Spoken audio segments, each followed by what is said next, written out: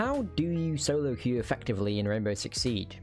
It's not an easy question to answer because literally everyone's experience will be different, depending on how lucky you get with your teammates, to what operators you like to play, what kind of enemy team you come up against, what your playstyle is. Basically, how successful your solo queue ranked is 95% up to luck, which I know sucks and you don't want to hear. But just because being a successful solo queuer is heavily based in luck, that doesn't mean there's not a lot you can do to swing that luck in your favor. It just means that you're going to have to be the one that steps up for your team. Hello there. So before we go any further, I just have a little quiz that I'd like you to answer as honestly as possible. Ah, perfect. It seems you've answered correctly. If you're solo queuing and you're not communicating with your teammates, whether that's watching cams giving them callouts, or telling them how they can help you do whatever it is you're trying to do, like clearing away wall denial to open reinforced walls, or something as simple as burning an ADS for you, you do in fact have no place to complain when you lose rounds. It doesn't matter if your teammates are giving you calls or not. When you're playing Siege, especially when you're solo, it's on you to do as much as you can to help your team win. That includes communicating with them even if they're not helping you. With that said, let's now talk about the ways you can actually best help your team, from what operators to play to what you should be doing in-game, starting with the attacking side of things.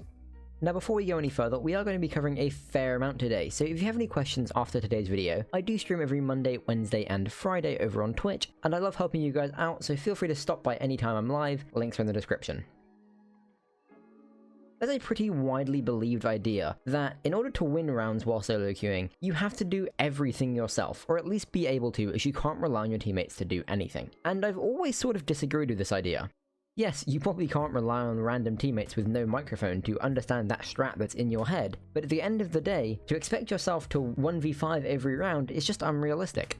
So you need to do as much as you can to help your 4 teammates, whilst also taking the control over the round into your own hands. So what do I mean? Well, when you think of the most influential operators on attack, they're operators that give you the best chance of taking map control away from the defenders. In other words, hard breachers. Thermite, Habana, Maverick, and now Ace. Don't believe me? Try playing Bank or Theme Park, Cafe, most maps really, without a hard breacher. I promise you'll have a harder time than if you brought one. Following the same train of thought, have you ever played any of these maps and had your hard breacher die early or just not do their job? It makes it really hard to do anything because you're just walking head-on into the defender setups and choke points. Hard breaches and the reinforced walls that they can open are pivotal to controlling the flow of the round, and allowing attackers more chances and ways to tackle the defender setup.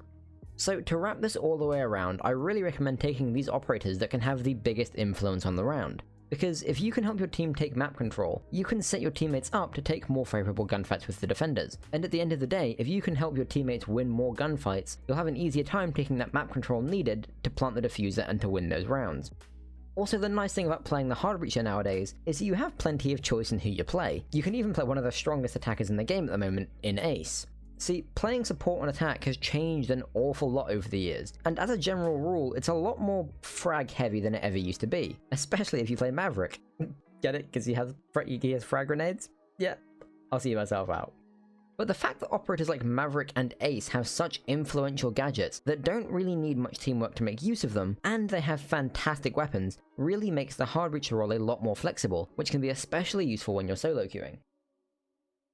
Okay, so if solo queuing on attack is all about controlling the flow of the round and keeping the momentum in your team's favour by playing support operators, taking map control and creating lines of sight for your team to use, what exactly do you do when you're on defense?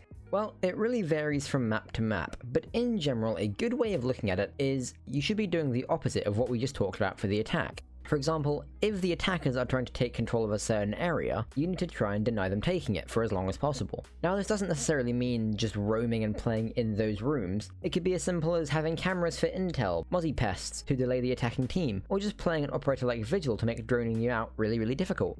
Now, if there's only one thing you take away from this video, it's that information gathering on defense is absolutely essential. It's so important to have as much info on the attackers as possible. So as far as your operators go, you should be playing ops that do 2 things. Primarily, you should focus on intel gathering operators, and operators that can act quickly on that information. So operators like Valkyrie, Pulse, Legion, Mozzie even, Maestro on some maps. The reason I say Maestro only on certain maps is because you can't exactly roam very well with Maestro. But maps like Cafe Top Floor or on Villa, where you can bunker down and use your cams to see the attackers push, can be very useful in feeding your teammates valuable information.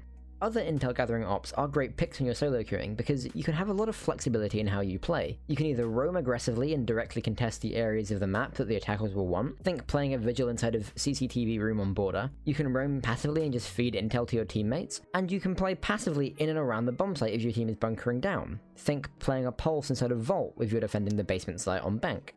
Now, the reason I say you should be focusing on intel operators is because this way you don't need to rely on your teammates at all to give you callouts. Well-placed cameras or pulse scanners can allow you to basically play solo and still understand what the attackers are up to. You can also give all the callouts to your teammates so that they can play better as well, increasing your chances of winning on your defense rounds. Now, that about covers everything in today's video, so let's do a quick recap of what we've covered today. Firstly, for the love of everything that's holy, communicate with your teammates. It doesn't matter if they're talking to you or not. If you really want to rank up while solo queuing, you've got to give callouts. Even if your teammates are dead silent, most people will listen to your callouts and it will help them out. Secondly, when you're attacking, you are the shepherd and you must guide your sheep to victory. In other words, you need to play with the influential operators. For most maps, this probably means playing a hard breacher, but on maps like Consulate or Coastline, this could mean you playing a buck or a sledge for the crazy amount of vertical destruction that you can do. Essentially, you need to be playing the operators that can have the biggest impact on the round and give your teammates the best chances of killing and survival. And finally, when you're defending, intel is the name of the game. The more info you can get on the attackers, the better you can play and adapt to what they're doing. Circling back to what we said before, playing intel operators will also allow you to give clearer information to your teammates so that they can play and adapt better to the attacking team as well. Because there's nothing worse than roaming halfway across the map and seeing an Ashe get a 2k because she sprinted through a hole in your defenses that no one saw coming. Other than that, that about wraps up today's video. If you learned something and enjoyed the video, drop a like down below. I do post new videos every few days, so be sure to subscribe and ring that notification bell if you haven't already. Now, I know we covered a lot today, so if you have any questions, as I said before, I do stream every Monday, Wednesday, and Friday over on Twitch. We also have an awesome Discord server where we hang out and chat all of the time, so you can ask me questions over there, as well as all the regular social medias, Twitter, Instagram, and the like. So if you fancy following me there, links for everything, as always, are in the description down below, and as always, happy gaming.